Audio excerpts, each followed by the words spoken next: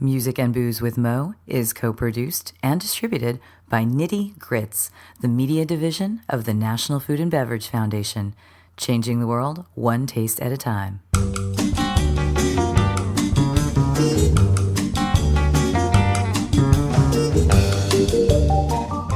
Welcome to Music and Booze with Mo. I'm Mo Herms, and I've worked in the music industry most of my life, so have met some pretty amazing musicians over the years. I also love a good cocktail, and I've encountered some really interesting bartenders as well. It seems that there's a lot of crossover, so when I can, I like to talk to musicians and bartenders about music and booze. Join us at the bar, won't you?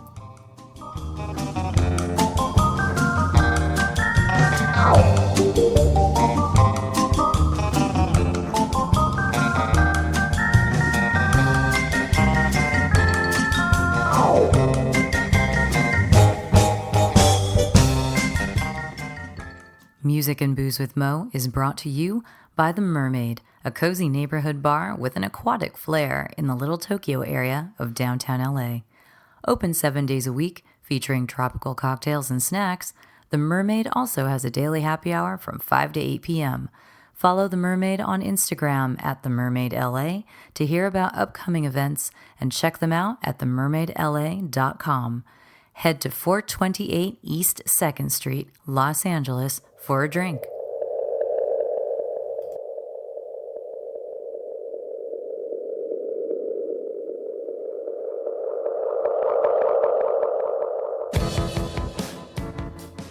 Today we are talking with Shannon Mustipher. She is the beverage director of Gladys. There are 2 locations out in Brooklyn, and she is the author of the newly published book, Tiki: Modern Tropical Cocktails. You should jump online and find that. She's also done brand rep work for Denizen Rum and Pusser's Rum, and let's just say she's a woman who fell into a very, very serious relationship with rum and then started loving all things tropical and tiki as well. But she's well-versed in many things cocktail-oriented, so let's dive into a conversation with Shannon. She can tell you all about it herself. Who you are, so everyone else knows. Maybe, I don't know, an accolade or two, where you've been working, what you've been doing with yourself, why you're here. All right, where to start? There's a I lot. know, right? My name is Shannon Mustipher, and I live in Brooklyn, New York. I'm the beverage director for Gladys Caribbean, which is a traditional wood-fired jerk restaurant. We're in our 2nd location, and I'm in charge of the rum bar. We got 75 by the glass at any given moment. We do rotate seasonally, and we have tropical leaning drinks that do focus on more traditional island drinks, but there is a little splash of tiki thrown in there. That's been keeping me busy for a while. Now I'm working on releasing a book that's going to come out in March. It's called Tiki: Modern Tropical Cocktails with Rizzoli. And I'm really excited because the launch is going to be at Trader Vic's Emeryville in California in mid-April. So when does the book come out? It comes out in March. March 19th. But you're having your big event in California. Big event in California because the Mai Tai was the first tiki cocktail I put on my menu at Gladys. That was 4 years ago. It's still there. I think it's the best Mai Tai in Brooklyn. And I say that without any shame or reservation. It's undergone some tweaks, and I just really love the drink. It's difficult to get it wrong if you're using quality ingredients. It's true, but you have had many wrong Mai Tais in your life, I know. I mean, I just wanted to set the record straight with that drink, and I think I succeeded. So it's not an island-style drink. It's not. It's a tiki It's the drink. actual proper Mai Tai from way back when. I think, if you were going to talk about the Mai Tai and put it, I think there are 2 Mai Tais, basically. There's that Mai Tai, the original Mai Tai that, we know and love, and there's the island Mai Tai, which is the one that a lot of people are more familiar with because they've gone on vacation, they've gone traveling, wherever, and they get a proper Mai Tai and they're like, where's my orange juice? You're like, okay, that's an island Mai Tai. And if you like that, that's totally respectable, but let's give it what it's supposed to be. I like this skeptical look on your face. The Mai Tai, I think, is such a pivotal drink in tiki, and it's very simple, but it's also really sophisticated flavor-wise. And so to just take that and slap the name on any old thing doesn't seem fair to me. And You know, it's just. But it happened. It happened. It happened. It happened, but. And it happened in Hawaii. Yeah, I mean, look, it's like two sides, right? Because that development made the name really popular. Yeah, that's and true. were it not for that, like maybe we wouldn't be into that, you know, classic Having that sippy drink debate. right now. Like it might have just disappeared altogether. So That's a really good point. I never Yeah. would have thought of it that way. I mean, I don't know that, but this is my speculation. We can talk about the daiquiri in a similar way, I think. Oh, yeah, because absolutely. the daiquiri is one of my go-to drinks. Like if I go to a bar, any bar, I'm like, just make me a daiquiri. Because, you know, it's only got a couple ingredients and you got to balance them right for it to taste proper. And I have been places where they're like, oh, we don't have slushy machines And I'm here. like, do you have lime? Yeah. You have lime, right? It was like, oh, we're not in the French Quarter. So, you know, that's when you kind of go, okay, that's how you guys do it. All right, that's fine. We can live with this. So, Well, may I interject? interject, yeah. I had a daiquiri that I kind of wanted to fight against. It was in Johannesburg, and it was really exciting to be there. It was about 3 years ago because the bartenders are really on fire and very excited for their craft. And Really? it was very refreshing. But I asked for a daiquiri, and I saw the gentleman squeezing a lemon, and I was like, can you do it with lime? And he's like, he gave me this look like, girl, are you crazy? And I'm like, are you crazy? Like, it's on the internet. Like, look it up. And it's like a woman don't tell me how to do my job kind of look. And I was like, Oh, okay. no. Yeah. And I was like, all right. I'll have your lemon daiquiri. Thank you. Thank you for enlightening me. I wonder if this caused the bartender to have any sort of double thought about it later. I don't think so. It didn't look like it at all. I was dismissed. Well, tell me about let's roll back into your bartending career. Like, when did you start bartending? Okay, what was your so- first bartending gig? It started with Project Runway. What? No. I'm like, please, No. I kind of idolize Heidi Klum a little bit, you know? Look, you're in or you're out. So when I was in college in Providence about 20 years ago, don't want to date myself. No, it's all I right. was I not, do it you know. accidentally all the time. I was Those who really- guess my age get a special prize. So a while back when you were in college. So I was really into throwing dinner parties. And actually it was like cooking and throwing dinner parties that really got me into hospitality. But it took me like another decade post-college before I got into restaurants. But in between, I started hosting, you know, little cocktail parties at my house, and we would watch Queer Eye and Project Runway back to back. And so I like make martinis and Manhattans, and Yeah. I thought it was all fancy, and I was like 19, and that was probably really bad, but that's where I was That like, is I wanna do fancy that, though, because when yeah. I was 19, I was drinking Jose Cuervo out of a bottle. I No. mean, you know. I was like, And nothing but the best. I did think that Midori sours were pretty fantastic, and I still would love to have wonderful Midori drinks. And I have, from time to time, someone will use Midori correctly. So it's not all bad, the things that we learned, but you were sophisticated doing Manhattans and martinis at that age. It was aspirational. So, you know, fast forward a few years, I moved to New York in 2003 and started working as an assistant in photo industry, doing like styling and wardrobe and props. And while I was doing that, I would work in restaurants on the side as a server, as barista. Yeah. And about 4 years in, I was like, don't really like this fashion thing. Like, I don't really care enough. Like, the thing that really did it for me was like being on an email chain with 5 grown-ups about a shirt from Paris, you know, that wasn't going to be here in time. And I was like, it's a white shirt. Like, I get it. It has to be that label for the editorial credit. But I was like, I don't care. So I'm just like, I can't. So I was working in a restaurant as a server at the time. And my God. I was like, I don't know what I'm going to do. I'm just going to work here full time. And then 6 months after that, they added a bar program. And, you know, again, like, the whole time I was fascinated with cocktails. Like, I moved to New York the same year that PDT opened and was a regular there, and was also a regular at Dutch Kills from the beginning, and like would like hang out with Giuseppe and Ricky and like talk to those guys. And I was like wanted to do it, but just never like went straight for one of those bars. So I was like, well, I'm here. They're opening a bar, and I just like got a shift, and it sucked. Like, I was really terrible, but But I insisted, and then got a job at another friend's place. It's a restaurant that's no longer here called Do or Dine. It's now called Do or Dive, like it's a dive bar, it's a different business. Got a shift there, and then just like kind of built it up from there over the course of 2 years. And, you know, got a job at Gladys a couple nights a week. This is when it was still a new American restaurant with a whole different concept, like classic cocktails. And Gladys was like that once? well, yeah. So when it first opened, I had no idea. Yeah, I think I've only known it as the Jamaican.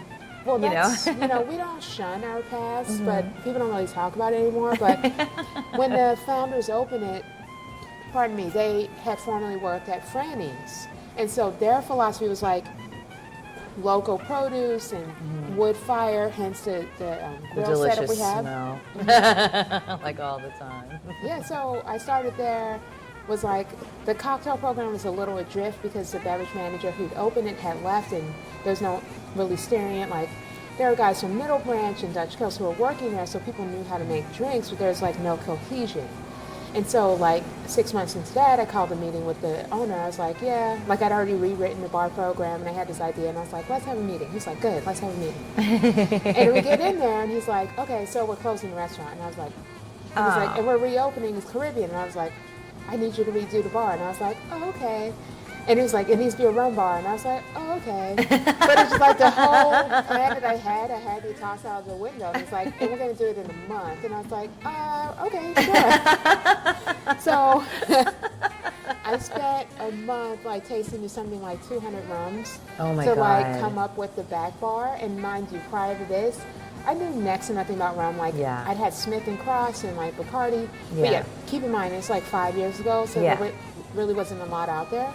So it's like a crash course, and like the whole wall in my bedroom was like filled with stick-it notes with like the genealogy of rum cocktails. And my roommate said I look like a serial killer. Yeah, I was because gonna like, trying say to- it's like one of it those was- police maps yeah. where they're tracking It the was- killers. yeah. So I looked like a serial killer for a month, and like when I looked at myself like a couple days before we opened, I was like all puffy, and I was like, oh girl, no. I was like, oh no. So I did like take Like, a I need few a days detox, I off. need a detox. I went to the barber shop. I was like, please make me look new. And it was that experience where I really.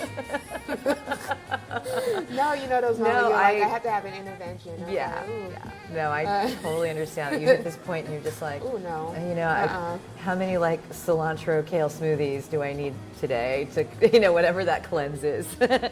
I sounded so California saying that, I know. Well, But at I the mean, same time, yeah. you know what I mean? You hit this point where you're just like, I know these are delicious, but please, please, please just give me the most healthy thing ever. I literally need to gnaw on grass need at this vitamins point, right? minerals, stat. I need to eat bananas, oranges, and like cat grass. I don't know, nothing but wheat germ for you or something. But yes, so the right before you opened the bar, you had to detox and then reset. you have to train your staff I had though, to right? train the staff, but it was cool because a lot of people were veterans of other restaurants, and some of them had worked in a prior iteration. Yeah. So it wasn't like starting from scratch, Yeah. but it was like fresh enough that there was like this really high energy. Yeah. We were getting a lot of press. Like when we opened the doors, there was like a line out the door. Oh, cool. And that summer was crazy. Like we were like fighting for our lives. There was literally like plates and stuff like flying through the air. Like the speed of service was frantic, but yeah, that experience in like having that program was like where I had a chance to find my own voice. Because like on one hand, I really wanted to represent classics because I knew there was going to be a lot of like pushback and resistance to Yeah. rum. So I had a really clean daiquiri in there. Like we would press the limes to order on the pickup for every daiquiri because I really wanted the guests to see Yeah. that we were committed to that quality, you know. And so having that kind of commitment like carried over into other things that I began to do.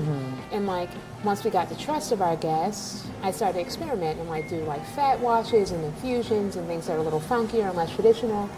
And yeah, that's how it started.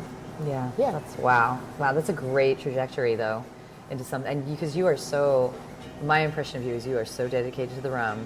You like, you understand your rums and everything. And you're someone that I've had interactions with you, and you will throw out these really funny rum puns. Let's jump up. Girls just wanna. Yeah, girls just wanna. And various things like that, and I just love it. I love it. It's just fun. It keeps the whole thing fun, and that's what I really like when I went to Gladys. It's just such a great vibe in there. It's fun. The drinks are fun. You know, and it's a wonderful, wonderful vibe there. So you've done a good job curating all that back there. I think it's lovely. And so you've moved into having done all of that research. Now you've got this book Yes. that you're putting out. So you must have had the whole serial killer thing going all over again. A lot of trees were massacred in the process of creating this book. It was so nuts. Like, I mean, here's the thing that people don't realize, and again, like I'll say it with a grain of salt because this is my first book and I'm not a writer. Yeah. Like, I'm not familiar with the process. Yeah. You know, so many spreadsheets to organize the content and my schedule, and my Google Docs app is like, I don't know how many times I had to re-up the storage on that thing. Like, I felt like I work and then like at the end of the day I have like 10 new documents and it's just like document after document after document after document. But I think it has to do with the fact that when I approach something, I just go crazy with it and I get all in. And it's like my phone was off for days at a time, and like there was like no personal phone call like policy between like 7 a.m. and 5 p.m. And it's like if we didn't have an appointment for a call, there were no calls. It was not happening. No, I just really wanted to be fully immersed in it, and that's exactly what I did when I opened up Gladys, because I just let it dial back a little bit. Like, you know, prior to that, I was really into like pre-prohibition era drinks and like Savoy cocktail book and gin and whiskey and all that stuff, which I still love. But what I discovered in the rum category that I wasn't seeing in the other categories was just the sheer diversity. Yeah. And the fact that, you know, if God was like, hey, you can only drink one spirit category for the rest of your life, it would be rum, because there's so many options within. Yeah. Like if I'm in the mood for a gin drink, I can get a really light, crisp Panamanian style rum. If I want to do something like more savory or smoky, there are certain types of like, you know, pot still English style rums that would totally fit the bill. If I'm in the mood for a cognac, I can do an aged agricole and all this stuff. So I was like, this is everything. And like people were sleeping on it so hard. And I was like, wait guys. Hello. There's so much we can do. The party is here. You know, again, like for a bartender, like all those flavors to work with and all the stories that are connected to the places that you can't really say for other categories because they tend to be very specific to a place. I was like, that's it. Yeah. So you've got guest appearances in your book too, right? Do you have recipes from others or some drinks that were created for the book? Or just specialties from other folks? So it's a mix. Just to break down the way I organized the book, because I wanted to approach it from the standpoint of teaching you about flavor and building a palate, and to be like, I don't know, I wanted to be really engaging and excited on that front and like less intimidating as far as like, well, am I getting the cocktail right? And it's like, no, don't worry about getting the cocktail right. Like, I want you to like taste and explore and like make your own syrups and et cetera, et cetera. So to that end, you know, I start off with a chapter of like classic foundational rum drinks that will help you to get familiar with the different styles of rum. And then that's followed by 10 classics attributed to Don Beach and Trader Vic and other seminal figures. There's 10 and 10. And then I have 10 contributor recipes from bartenders around the country who have cool programs. Like there's Ian Bancroft at SOS Tiki in Atlanta, which is like one of the most funnest experiences of my whole life. Will Elliott at Maison Premiere, cool. You know, contributed one of his recipes. Awesome. California Condor, I got one from Jason Alexander.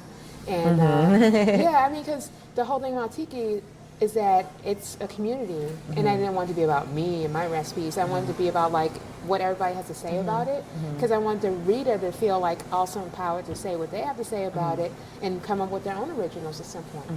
And for people who aren't listening, Brother Cleve is not only a titan in tiki and cocktails, but also in the music world. And I know you have him coming here and DJing, so we should talk about music, because this is the Music and Booze podcast. Did you ever play music?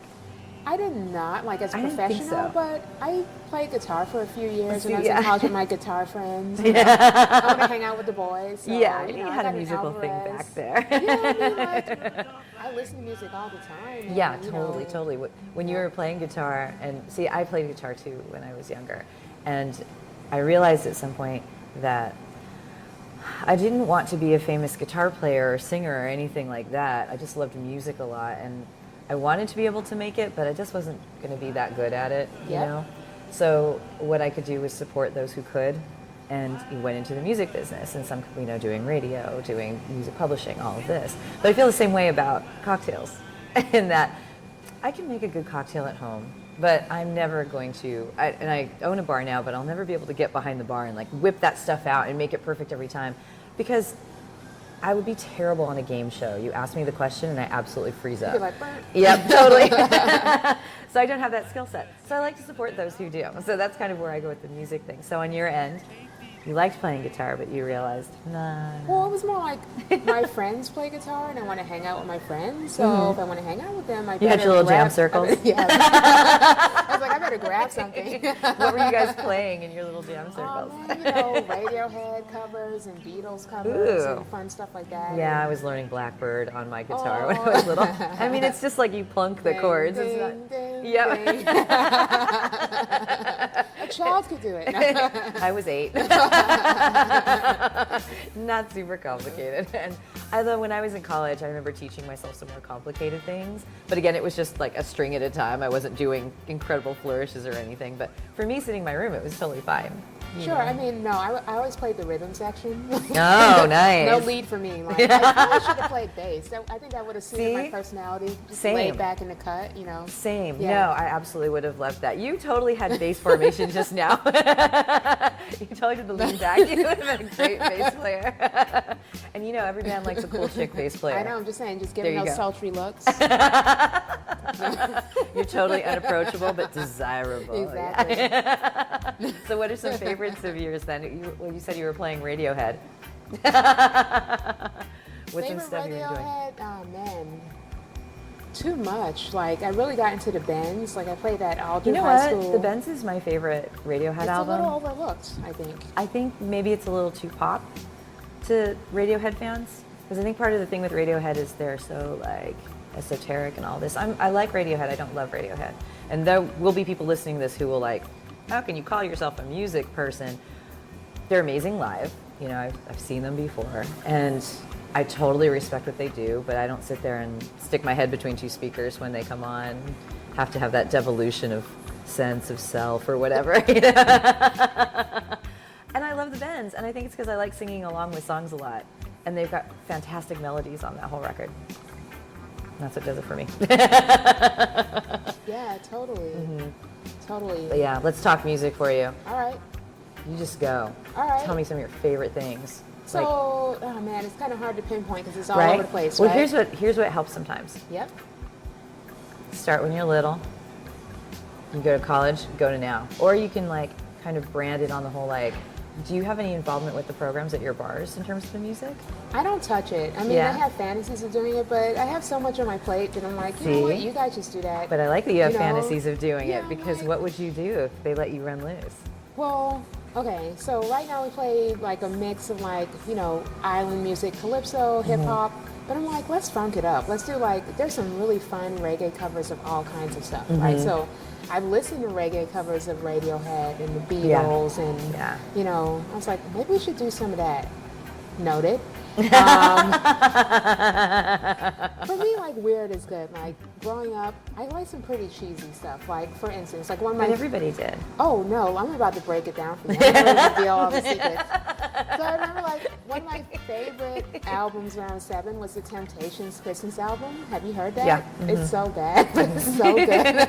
Well, my job for a really long time, I worked with iTunes, and we created these things called the iTunes Essentials. Now there's streaming, so you can go on there and you can find the Christmas playlist and you can just listen to it. But before there was streaming, people would want to buy it, right? So maybe they wanted a good compilation album, but we would create these 75 track lists that were all themed. We had like R&B Christmas, classic Christmas. We had 100-something variations on Christmas lists. And I was responsible for updating all of those, amongst many, many others. So you asked me if I know that Christmas album, like, hell yeah. I had to know that Christmas album. It was my job. And it's not necessarily bad. It's charming. It's very charming. See? I just think it's interesting that as an 8-year-old, I was like jamming on the Temptations Christmas. That's all. Like I think that was a little strange, but whatever. Actually, it Yeah, makes no. perfect sense to me. If you were jamming on it like in July, that makes even more sense to me. No, You know? no, that was usually around Christmas. It's not just holiday season. My family listens to ABBA at the holidays. Oh, that's cute. Makes no sense. I don't know how that tradition started, but we literally decorate our tree while And listen listening to ABBA. There was something in the air that night. I don't know. So, all right, jam into the Christmas Temptations album. Okay, let's fast forward to middle school. I wasn't quite the rebellious teenager, but I did love my grunge. So Nirvana, all the Nirvana. What made you want to play guitar? Oh, What made you think you could maybe play guitar? Just because you liked my music. college friends, it's like they were. So it was in college when you picked picked up a guitar? Yeah. Okay. So there was just a lot of instruments lying around my friend's apartment. Oh, okay. And it was And that was social. it? It was just there. Oh, Yeah. cool. Okay. So you had your grunge in middle school. Grunge. Listened to a lot of Soundgarden. Cranberries. Really love the. Isn't it kind of wild to think you just named like the 3 bands, like Soundgarden, Cranberries, and Nirvana, and all 3 of their frontmen have passed away? I mean, that was a A couple of generation, last couple years. unfortunately. Yeah, I mean, it's just odd to think of that was just the 90s. And there are so many casualties from that particular era and everything, But Yeah, no. So those are your middle school years, not to bring it down, but No, I was like, yeah, that was Pearl Jam, obviously. Like, I love Vitology. Or just like, crank that stereo up all the way and just like scream and like jump around. And I'm like, Eddie Vedder, you're so crazy. I love it. It's hot. I'm trying to remember what his real last name was, because he went to my high school. Oh, snap. But he never finished. He went into continuation school because he was just one of those He was smart like, fuck kids. this. He was a smart kid that didn't need school. Right. You meet people like that, and they're not delinquents. They're just like, I'm smart other enough. things to do. Yeah, exactly. Yeah. And he did, and he was, I don't know that he even graduated from continuation school. Just moved up north and became hugely famous singing about surfing and social issues. And total respect for him. He knew what he needed to do. And he's still alive. And he's still alive. He's still thriving. Kept it positive. Yeah, totally. He's Yep. got a family, everything's good, yeah.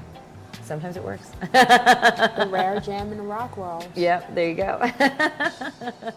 So then another part of the spectrum, idolized my older brother, and he loved rap, so listened to the first Nas album, Illmatic. Yeah. It sounds timeless. You can It's a listen to it now classic. like 15 years later. That's an absolute It still classic. sounds It's a classic like album. it came out the other day.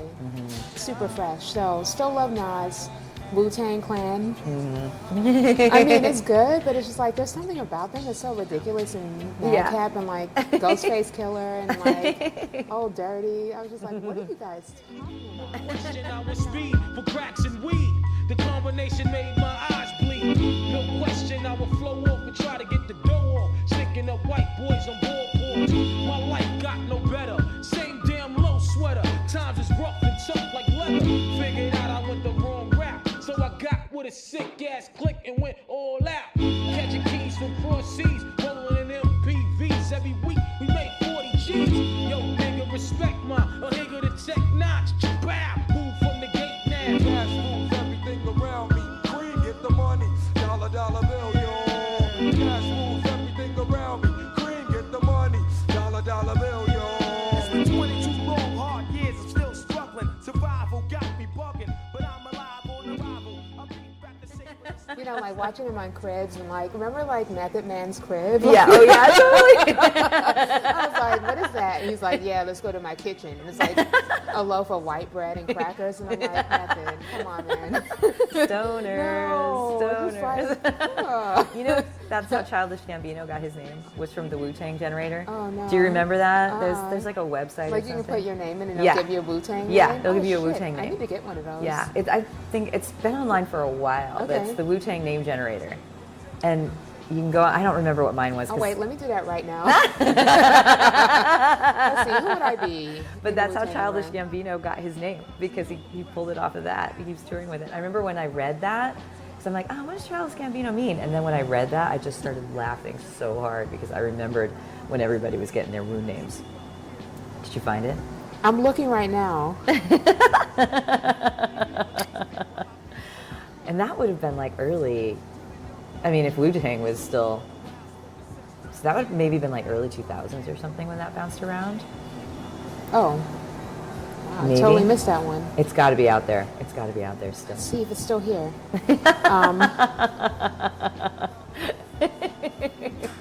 You're like, I must know. And if your brother doesn't know about it, then you're going to have to tell your brother so that you guys can, like, at Christmas time, that's what you give him for Christmas. You give him his Wu-Tang name. Look, here's my chance. Okay, I'm going to put my name in right now. Yeah. And it says, the button, when you put it in, says, enter the Wu-Tang. Okay, let's do this. Let's go to the 36th chamber. Oh, I love the world of Wu. it is a world. You know, one of the owners of the Tonga Hut, you got to make it back to LA. One of the owners of the Tonga Hut, no, he used to play with Cypress Hill. Mm-hmm. He toured with Cypress Hill. He was a bass player and everything. And it's so funny, you meet this guy, and he's this kind of chill white dude. He's just like, hey, what's your Wu-Tang name? My Wu-Tang name is Foolish Hunter. Okay, which is kind of funny because, like, oh wait, I love the way they announce this. Shannon Mustipher, from this day forward, you will be known as Foolish Hunter. All right, thank you. I mean, the thing is, my tarot card is the Fool, which is a sign Really? of like having this. Isn't this it adventurous? Adventurous, playful, does not recognize limitations, all about possibilities. But the dark side is like does not recognize limitations.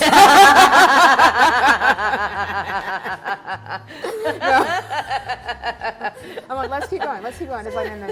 Let's stop. Well, I like that because you got the Foolish Hunter because the hunter's I'm out. looking for the possibilities. I'm out Yeah. there. I'm looking for the next thing. Look for the gems. When This is the nobody new sees tarot. it, I see it. Nobody sees it, I see it. It's over there. Come on. Wu-Tang has brought us the new tarot. Let's go over there. Let's go. I see it. Big catch. We just need to stay on the water for another hour. That's how it was called. Like, no, the big catch is coming. Let's go. Okay, you're gonna remember that. You remember that forever. That's you know what? The Foolish Hunter. I'm thinking you got to make a drink. That could happen. Mm-hmm. Yeah. Very cool. Okay, you just send me a text when you come up with that one. Next time I'm in New York, I'm gonna be like, "Where's my Foolish Hunter, bitch?" And I gotta remember what my Wu-Tang name is. I'll go look that up later. But okay, so let's talk about More music today. More music. Music today. So really got into Mozart, like Mozart. Piano Really? Concerto Number 21. It's like one of my favorite pieces of classical music. And when did that happen to This you? was in late college. It was just like Really? Yeah. How did mean, you stump? Well, yeah. I don't know. Like I had friends that were also in the choral music and classical music. Like a lot of my friends in college were into music of various types. Yeah. And some of them are actually professional musicians today, and et cetera, et cetera. I don't know. I just picked it up one day and I was like, let me just try it, and I really loved it. And it's like, Wow. yeah. So stuff like that. I mean, have you listened to it? Yeah. Well, I mean, So- so my mom she loved classical and opera and all of this. So the way that trickled down to the kids is we love Broadway musicals, and it gets in there sometimes. But then when I was also college and just after college was when I met people who had sort of more avant-garde tastes in music, like odd electronic stuff or more experimental, the John Cage kind of things and all of that. And that kind of takes you back to learn what these people were distorting and what they were picking apart to create their symphonies, the odd German-ness here and there, that kind of thing. And so because you like research, I like research, if I like music, I want to find out where they came up with these ideas, go back, learn about other music that they were inspired by. So that's where the classical thing comes in because it's the foundation, To me, classical music is a foundation. Classical music and folk music, in a sense. Folkloric, I should say. The ancient kind of stuff. That's really fascinating, though, because it doesn't come up a lot, classical stuff, and every time it does, I'm super intrigued by it. And I've had a couple people bring it up who are also master bartenders. And an interview I did a little while ago, he brought up the musicality of a cocktail, the structures of it, building something like that, and looking at creating a piece of music and how that's a similar process in a way, because you're still layering. Yeah, it resonates. I've worked off of musical inspiration for cocktails prior. In fact, Punch published a piece on me, and Brian Miller was in it as well, where we were challenged to take a reggae song and make a cocktail inspired by it. Yeah. I chose Skylarking by Horace Mann. Nice. Yeah, and I did a Jungle Bird riff, and I wanted to be kind of like weird and cheeky, so kind of like the same template. I did I did rum fire, which is like an unaged pot still Jamaican rum as opposed to like a darker rum. Yeah. Suze instead of Campari. Nice. Soursop instead of pineapple, and then it had lime, and that shit was fire. It was so good. It didn't, like on paper, you'd be like, that's strange, but it was so good. So good, Yeah, so yeah, good. Well, this is somewhere I like going in my podcast actually is the music and the booze coming together like that. So, what are some other musical riffs that have you done this before with your drinks? Have you ever had like a musically inspired menu, or that just pops up here and there? I touch on it when I'm making at least like sometimes like drink names for Gladys because it is such a music-driven spot and it is meant to be fun. So, you know, I have like a drink called Melody Maker over at the original location, and that's it's a cachaça drink with carrot, and it's meant to kind of like, you know, make you feel like extra bright, and you know, Bill Withers' Lovely Day is such a fun and up song. So I got like a nice brunch drink with that too, because I want you to look at it and like think of the verse and smile and be like, ooh, that sounds cute. And you know, because like it can evoke a mood, and I think that drinks can do the same thing. Yeah. And in regards to your comment earlier, like, yeah, when I'm building a drink, I'm thinking of a progression, right? Like I'm thinking of an arc.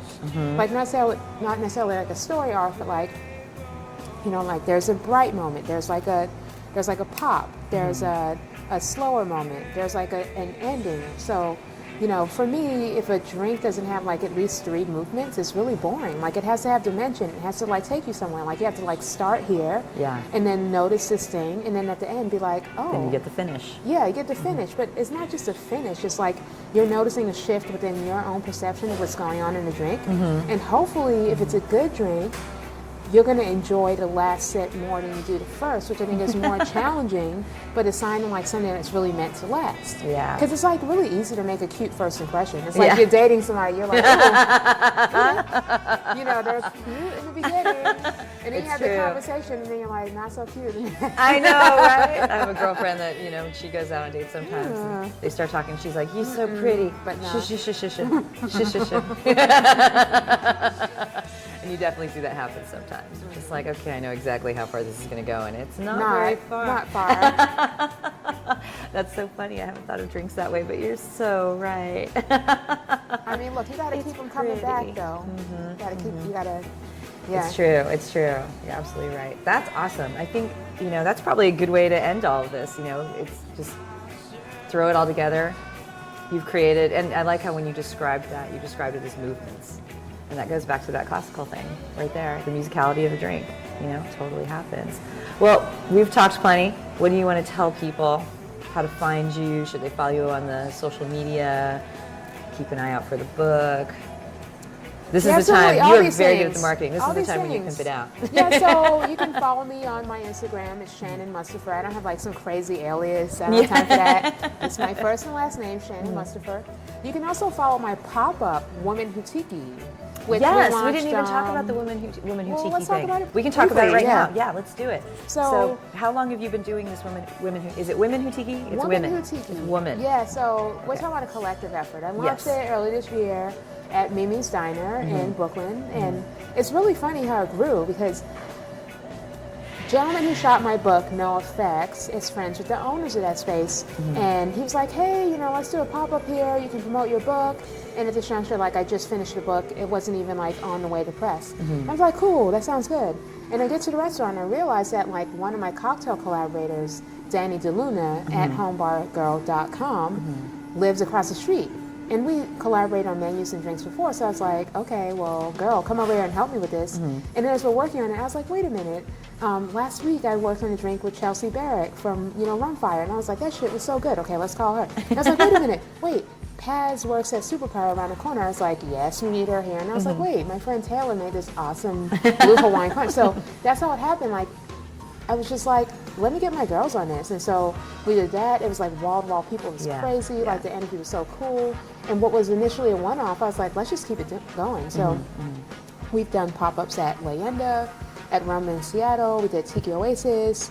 And we're going to do a few here in Brooklyn prior to the launch of the book. And then we're going to tour with that now, next Women year. Who Tiki is a group right now that I know that you've done some partners with the West Coast-based Ladies Who Tiki. Yep. And Ladies Who Tiki, the way that I see the difference at this time anyway, and these things are both still evolving, is Ladies Who Tiki Women Who Tiki, or woman, I always say women. It's Women. women, We are right? women. That's what I thought. Hear Like, us it's roar. women. It's all women who tiki. Hear us Women who roar. tiki are behind the bar. We work the event, so we come up Yeah. with the recipes, we man the bar, we serve the drinks. Yeah. So you guys are the bartenders, the brand ambassadors, the creators. And then Ladies Who Tiki are the other side. They're the drinkers and the aloha wear and all of this who appreciate what you guys are doing. So there's a nice synergy there, East Coast, West Coast, you know, kind of helping each other out and everything. Yeah, But I see the Ladies Who Tiki, Michelle Perez, like they're fostering appreciation for that Exactly. culture and creating space for people to come together and Exactly. hang out and socialize. And we do the same thing. And when we meet, it's great. Like we had a Yeah. meet up at the Polynesian Over the and- summer. Over the summer, and I'll see her again at At- Rain's Law Room Exotica. at Exotica. Yeah, Mhm. so Yeah, so they'll be out here again. And so we need to get you guys, we need to get the West Coast Women Who Tiki. We need to make this a nationwide thing, an international thing.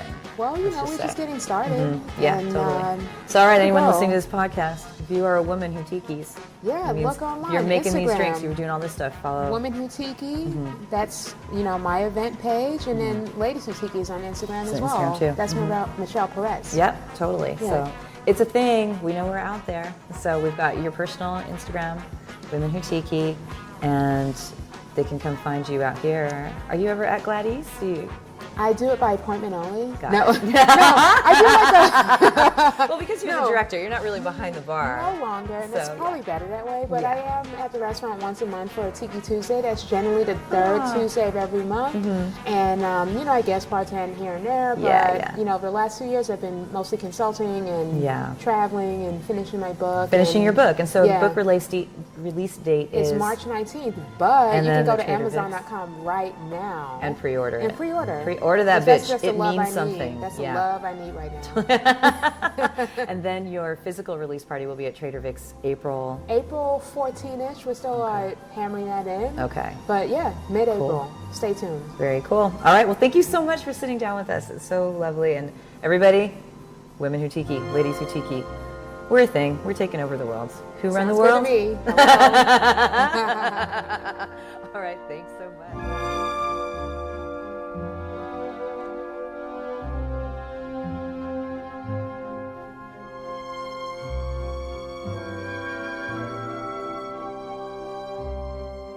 I'm guessing you can tell that Shannon and I did that interview before the book came out and some of these book release plans were solidified. So again, go online or to a local bookstore and find Tiki Modern Tropical Cocktails out now by Shannon Mustipher. And if you want to see her do a little book release thing, she will be doing a very special one at Trader Vic's in Emeryville with a panel of other extremely talented women who range from fellow cocktail makers to experts in the tiki field or just rum experts. And you might want to check that out. That would be on Sunday, April 7th, if you're in the Bay Area.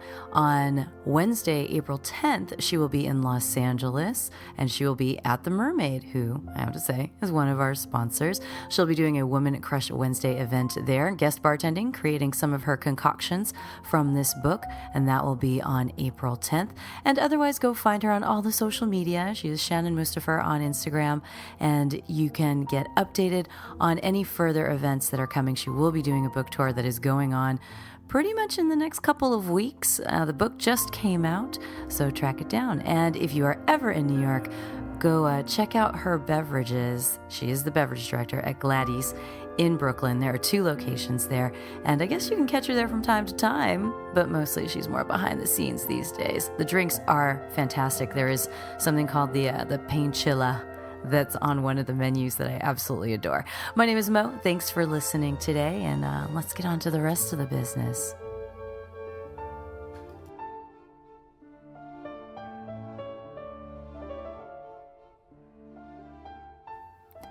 Music and Booze with Mo is brought to you by Barkeeper, a head shop for cocktail lovers, located at 614 North Hoover Street in Silver Lake, Los Angeles. Stop by for barware, vintage glassware, a carefully curated collection of spirits, and one of the most impressive selections of bitters anywhere. Follow them on Instagram and Facebook for information regarding spirits tastings. That's barkeepersilverlake.com, and also in the Virgil Village neighborhood of Silver Lake, Los Angeles. Thanks for tuning in to our barroom chats on Music and Booze with Mo. For more info about today's guests and our Spotify playlist, check out my Facebook page, Mo Herms. Please subscribe to the podcast and feel free to tell all your friends about it. Lower your expectations and join us at the bar. Till next time, cheers.